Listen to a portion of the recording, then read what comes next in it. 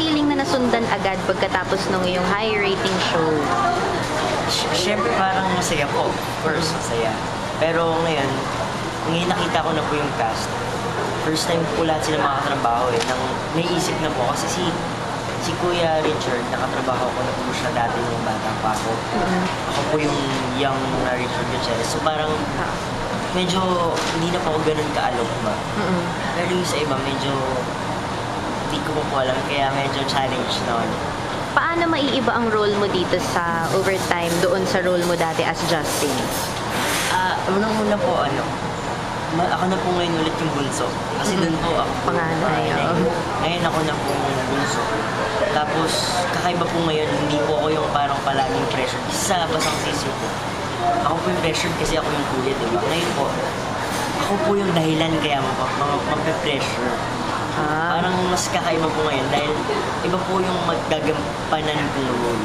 Masasabi mo bang medyo na iba to dun sa mga dati? Kasi parang nakita na namin ikaw sa The Road, sobrang intense din nun. And then ito, kuya ka laging pinahihirapan sa mga basang sisiw. Eto, paano ka naman magdadala ng pressure dun sa mga kasamahan mo rito? Kahit medyo hint lang. Hint, baka malaman na po yung story. Okay lang. Sa The Road po kasi, unahin ka po sa The Road.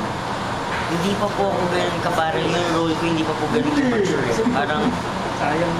Parang boy lang talaga po ako, little boy. Ngayon sa basang sisiw po, nag-level up. Kumbaga parang naging kuya na. Ngayon naman po, bunso, pero mature. Matured na bunso.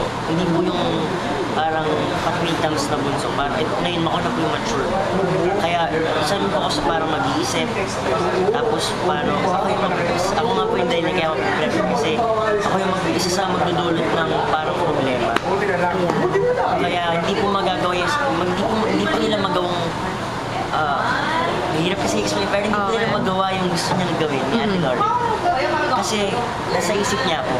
Kumbaga ako yung parang hadlang doon sa mga decision. In a good way po. Giging source ka ng conflict. Parang gano'n. Nabanggit mo si Ate Lauren mo. Kumusta naman siyang katrabaho? Ito ba ang first time na makakatrabaho mo siya? First time to work with Ate Lauren. Pero nakakasama ko na po siya dati sa mga workshop. Ang masasabi ko po talaga sa kanya, ngayon pa lang po hindi pa po kami nagkakatrabaho. Fun. Kasi palagi po yung puro selfie, Instagram, puro gano'n. Ako po, mga social networks din po ako. So parang, sana get along po kami. Ayan. Ano pa, bukod sa film na ito, ang pinagkakabisihan mo ngayon taon na to? Studies? Studies po, balik studies. Kasi pagkatapos po nung 5 months na tuloy-tuloy talaga yung season, bumalik po ako sa school. Tsaka sa walang tulugan po. Bumalik po rin ako sa walang tulugan. Kasi matagal-tagal din po ako nawala din yung sayaw, pag-post. Ngayon po, nung bumalik ako, balik na po yung pangalan ko. Yung mga yung mga brothers and sisters mo sa Basang Sisiw, nakakausap po pa ba sila after nung show? Nagkita po kami actually nung nag-birthday po kasi yung isang companion nung kasama ko si Nico.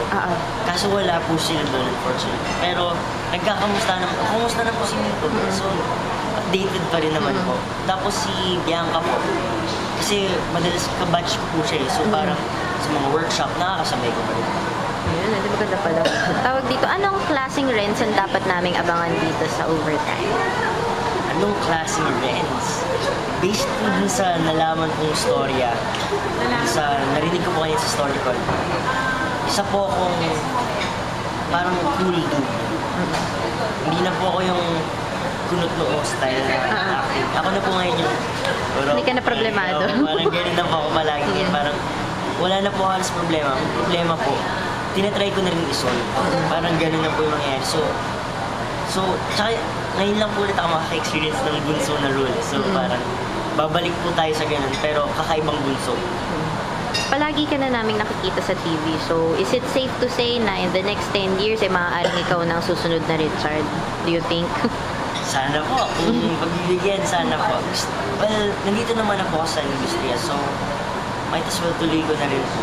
Nagbubutihin na lang po talaga yung trabaho para ano ang mga efforts mo to make sure na lagi ka merong project na pinagkakaabalahan or ano bang mga ginagawa mo para sa continuous improvement mo? Siyempre po, nag-explore. Hindi po ako nag-stay sa comfort zone.